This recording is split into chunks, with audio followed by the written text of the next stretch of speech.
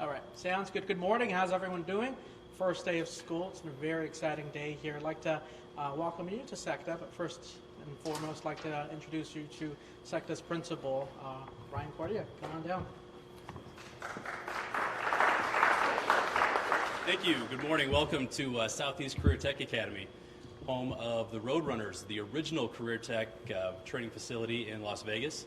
We've got 1,900 students who are going to be the skilled workforce that Southern Nevada and all of Nevada is looking for to hire. So really excited about what we do here. We've got the best kids in town and phenomenal staff that just trains these kids ready to get paid with their skill set and adult wage as soon as they walk out the door here. So I'm excited to have Dr. Jara and all our guests here talk today about apprenticeship and workforce development, because our kids are ready and they're ready to go show you how great they are. So Dr. Jara, thank you. I'm going to move the helmet if I may, just because I need some of my space. Well, thank you, Principal Cordia. Welcome back to school. First day. Started early at about, I think, at the bus yard at 5:30, and Liberty and a couple other visits, and it's been a great day. You know, you feel the vibe of our children back in school, and it's, you know, kind of getting back into the swing of things. So I'm happy to be here at SECTA. As you heard from Principal Cordia, we are preparing our future workforce, which is really exciting. But first, our community partners, including Workforce Connections, for you working with us, really making it easier for our students to enter into high-paying careers straight out of high school with the help of apprenticeship programs and private construction companies willing to work and train our students. We like to call the apprenticeships the other four-year degree. Apprenticeships allow our high school graduates to immediately start working and start earning money. Oftentimes, they can also earn college credits. It's okay that not every student goes to college. That is okay, and it's something that we will continue to push, because our children deserve choices when they leave us.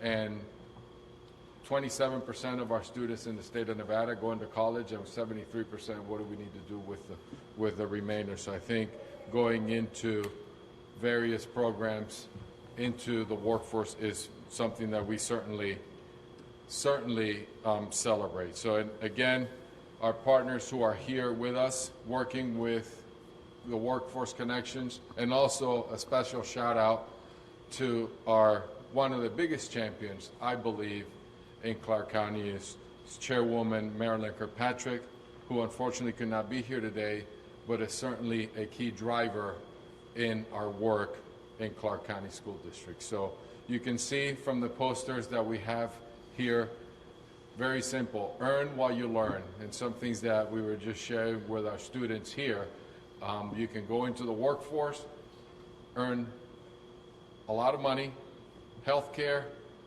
retirement, and your college education.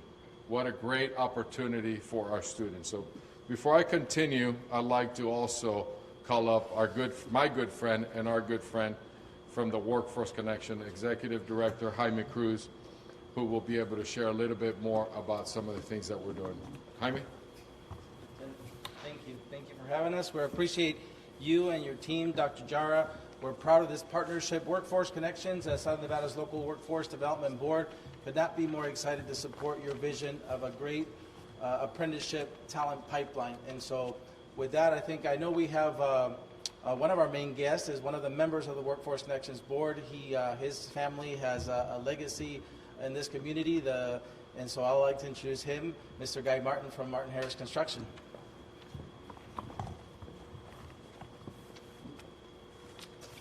Good morning. As was mentioned, my name is Guy Martin. I'm the president of Martin Harris Construction. On behalf of our more than 400 current tradesmen and women that are in our company, I'm just excited to be part of the Workforce Connections board, to be part of this event today, to introduce our high school students to trade and apprenticeship programs. And for all the work that we have coming right now in Southern Nevada, the pipeline of workforce has got to be at the top of everybody's list of things that are truly important. So again, thank you to the Clark County School District, Dr. Jara, Workforce Connections for letting us have the opportunity to partner with your team here and we look forward to what the future holds. Thank you. So, Superintendent, we also know we have representatives from two of our local unions, the operating engineers and the laborers. So I'd like you to come and stand with us. Louis and Lou, please come on in the front. I know you're shy, but we're thankful that you're here with us. Lou, and if you would, a couple of things. 872. Thank you very much. Lou DeSalvio, Labor's Local 872, Recording Secretary. This is a great opportunity. I know myself and Louis Lupus for the last 15 years at least that I've been doing it, have tried to get exactly where we are today. It's taken quite a long time, but the new superintendent, Marilyn Kirkpatrick, and Workforce Connections have brought this to the forefront. I couldn't be more excited to be here today to get to speak to these kids, catch them at the age that we could catch them, and give them that career path that they so deserve, and health and welfare and the benefits that come along with it. And like the superintendent stated, that it's the other option. You don't have to walk away with debt. You can actually walk away with college credits and use them down the line if you so choose, and you get to earn while you learn. And with that, I thank you very much for having me here today. Dr. Jara, I think one of the last things we want to do is Martin Harris Construction has brought lots of construction helmets and safety glasses for us to give to the kids. The RTC sent you lots of vests, so whenever you're ready, we can do that. Go ahead. Yeah, start it. We can certainly do that. Okay. You want to do that now or after? No, you go first, please. So if I can just give a brief update, because I know that I wanted to commend the team on the work before we get into the helmets and the hard hats, not helmets, the hard hats and the vests and the goggles, obviously. I wanted just to give an update on where we are today. We currently have enrolled 322,000 children in our schools. By the end of the day, we will know how many showed up to school today. So we're really taking some counts. Transportation, 97% of our buses were on time. About 3% of our buses that were delayed due to traffic. Obviously everybody getting on the road and the work.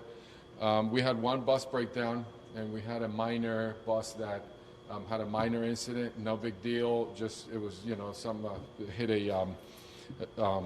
a stationary object. But again, just reporting that. We had one school currently right now that is down with AC. Out of all 360 schools, we only have one school that is down, and I just got a report on my way in that it'll be up within the next 4 hours in the Sylvester Elementary School. We have over 750 teaching vacancies that are currently vacant, working diligently to make sure that we continue to fill our vacancies. It is at 95%, but it's still something that we certainly need to continue to work and recruit and hire teachers for our children. Again, I feel that we've had a great first day. I'd like to thank our entire staff, my teachers, support professionals, all our administrators, our building principals have done a phenomenal job. Every campus I visited today, children are learning and children are moving forward, and we're going to accelerate the work that we're doing. Again, thanking our 42,000 employees for the great work on a great first day. We'll send them home, and we'll do it again for the next 179 days. Thank you, and then we can go ahead and get into what we need to do with the hard hats. Very good. Thank you, Dr. Jara. So I'll look at at your team here that's organized the event, trying to see if we're going to bring the kids up here for the distribution. Afterwards. Okay, perfect. Then we'll turn it back to you, Dr. Jara. We're done. Well, thank you. Any questions to my guests?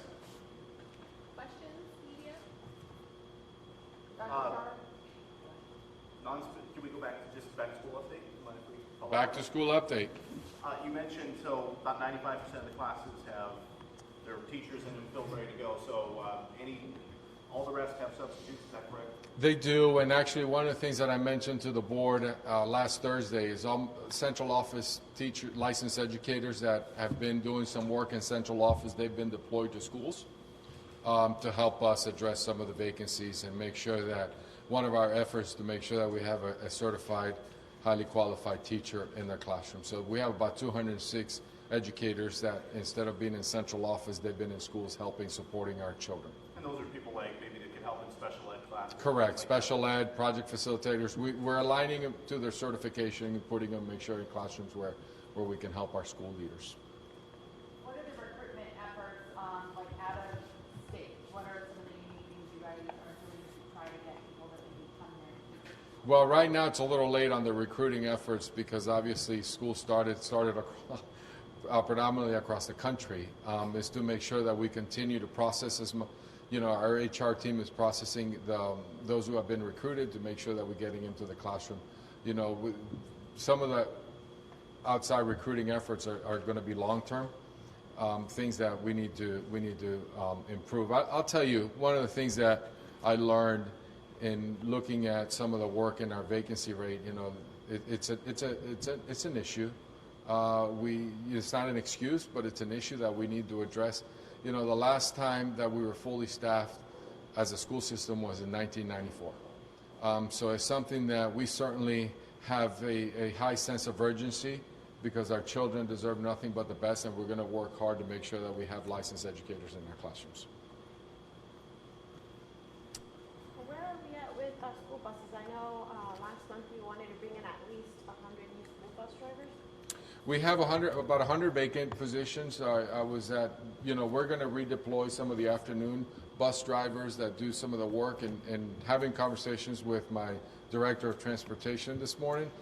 She's looking at what we need to do with the afternoon shift to go in and help our schools.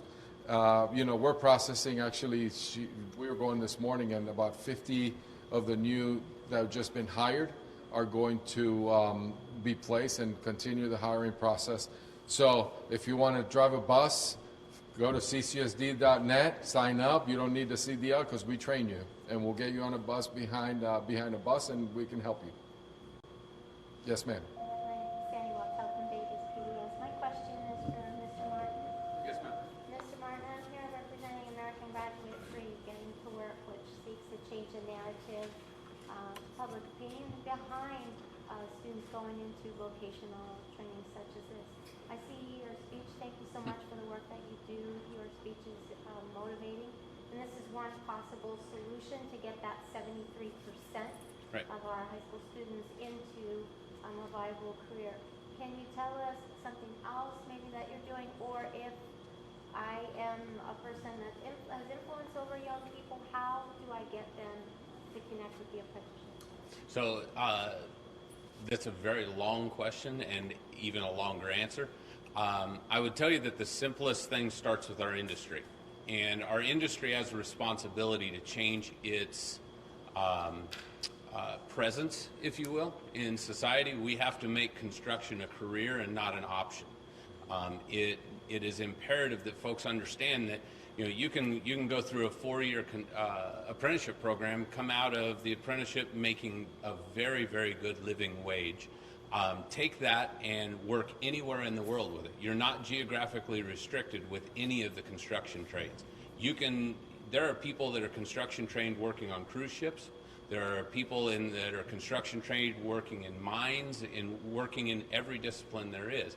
Our big issue is to get the word out there to parents and get them to understand that we are a safe choice, not the alternative to college. We are actually a really, really safe and a really high-functioning choice over higher education.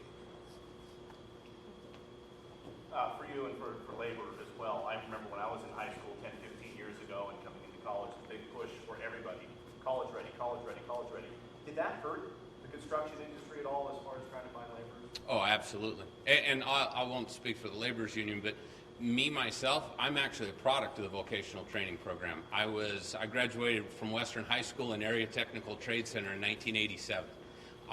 It's all I ever knew. I knew my destiny long before I got to a trade school. But my parents made it okay, and the trades were a noble vocation then.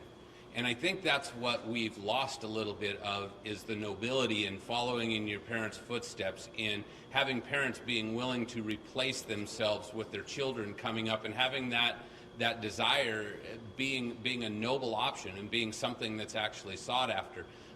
Far too many tradesmen, men and women today, are working really hard to prevent their children from entering the trade.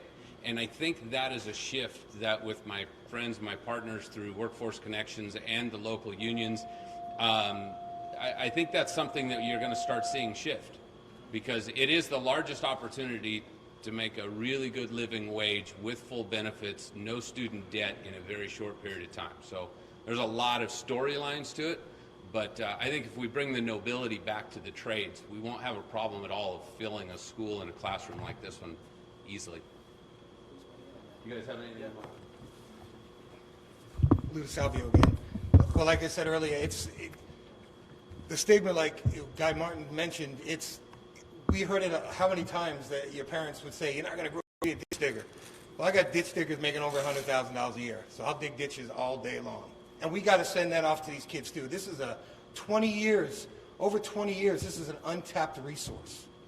This gives us the ability to educate even the children's parents and tell them, hey, listen, we might not go to college right out the gate, but at least there's credit sitting there for you. So this gives them the idea to get their hands dirty, touch it, feel it, get to know it, see if they love it. And then when they get stability in their life and they want to go back and they want to do that at night class or whatever, they could still achieve the same goal. I've had people apply to my apprenticeship program that were doctors and that were lawyers that went halfway through and stopped, now sitting on $300,000 in debt. And where did they come? They came to a trade to try to bail themselves out. So this is an opportunity to send these kids off into the future without debt, and this is the place to do it, starting right here at this school. Thank you. And if I may, Patrick, I'd like to also respond, because one of the things that we have to remember, and the work they're doing, you college and career ready, that's one. You need the same skills. You need to be able to think critically, read and write at high levels. So it's not what we used to think about. So kids leaving here career and college ready will need the same coursework. I love to see our children graduating here, going into the apprenticeship with AP classes, with dual credit classes, because then they can decide, and then they can become the owner, right, and continue that work. So I think the notion and the thinking that our kids shouldn't go one path or the other, they should be able to have the ability to go both career and or college, take the same high-level courses, and for them to make the decision. So I think we need to start thinking about what the future for our kids instead of putting them into one or the other. Can you share a little more detail about the actual sites that are open for recent high school graduates? Is it all trades? How do you all, the local businesses, kind of think out how does this all come together? Sure. So the initiative came together, again, as Lou was saying, the need was there for many, many years. But again, with Dr. Jara and his team, we started working together, I would say, in January. And since there's been working groups that are getting this stuff done, an example of a working group is the messaging. As was mentioned earlier, we have to change how this message is presented in the community. And then there's other working groups as well that have really started to remove, if you will, the barriers that existed for this talent pipeline to develop in a stronger way within the district. So as you can see here, I think there is, right now the website is live, but this is all, the CCSD team manages this new website. Is that correct? I'm looking at, I know at Carrie right now. This is all internal efforts within CCSD, correct? So, you know, these community partners you see here, we've come to support existing efforts, if you will, to strengthen what they are trying to do because they can't do it alone. We are trying to be supportive of the school district because the pipeline, yes, starts early with them in the elementary schools, but then it continues through the workforce development years, the community colleges, and so I know they're not here right now, but the community college president is a huge partner with Dr. Jara, and so it really is a community effort. About how much would they earn per hour? I'm sure it varies depending on the principal. Yes, it varies, but again, I'm going to let Lou answer that, the hourly wage. It depends on the previous experience you bring to the table because you'll receive credit for that as you apply for an apprenticeship program. It also depends on, well, no, I wouldn't say it depends. What it does, you apply for that program. So 50% apprentice through a laborer, you're probably about 14 and change an hour, but then you got a benefit package that's about $26 an hour. So by the time you journey out between the benefit package and the hourly wage, you're about $56, $57 an hour. But it all depends on what craft that you decide to join at that point. They all have different salaries. Thank you so much. Just a reminder, the website now for anyone who wants to learn more about apprenticeships is apprenticeship.ccsd.net. It's open to educators, parents, and students hoping to learn about it, and they can talk to their local school counselor about apprenticeships. In the meantime, right now, we'll turn it over to Principal Cordia and his instructor, who can give us a little tour of their facility and working area.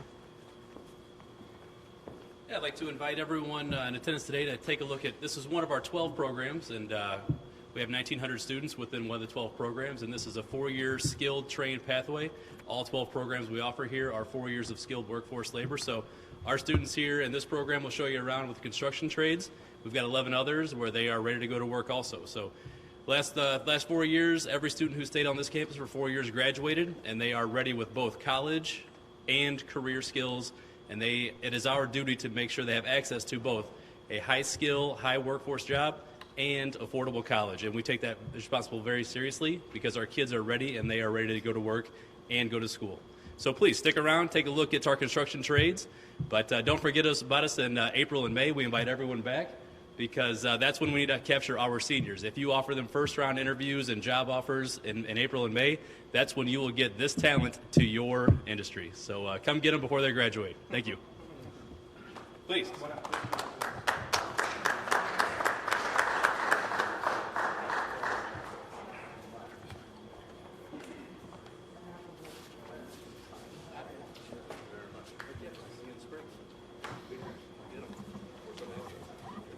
Come on over.